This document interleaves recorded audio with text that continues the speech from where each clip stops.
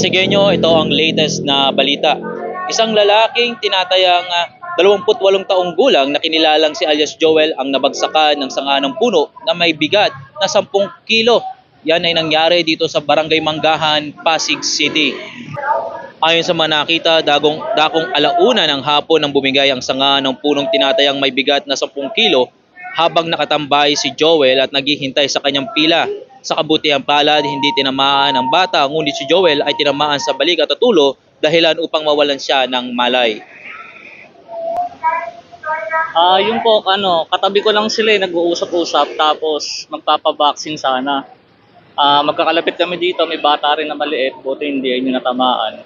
Tapos bigla na lang may tumunog di na kayang iwasan Tapos pagtingin ko nakabulagta na si kuya. Tapos nilagay din sa gilid ng ambulansya. Pagtingin ko may biyak na sa ulo Tapos nagdudugo na sa ganito. Tapos inaano na siya ng mga tao. Tapos unti-unting nawawalan ng malay. Yun lang, sana mabawasan na rin yung puno dito sa...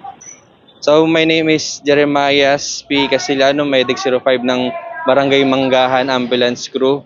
So around mga 1:35 PM is may pumunta na staff sa base namin, which is staff ng health center, na may nahulugan daw ng puno na isang tao na pumipila dito sa health center para magpaturok na anti-rabies. So agad naman po kaming pumunta, then dun sa nangyari, then agad naman po namin binigyan ng pangunang lunas yung pasyente at sinakay namin ito sa ambulance. At ngayon po naghihintay na lang po kami ng endorsement sa PCGH kung sinong doktor po ang tatanggap. Then yung natamo ng pasyente sa may occipital area is 2 to 3 inches yung hiwa ng ulo. Then yung niya po ngayon is nahihilo daw po, medyo nahihilo. Gawa nun sa sobrang lakas po nung impact na natamo niya sa head injury niya. Ayun lang po at lagi po tayong mag-iingat sa pupuntahan natin kung saan dapat lumayo tayo sa mga puno para maiwasan natin yung aksidente. Yun lang po.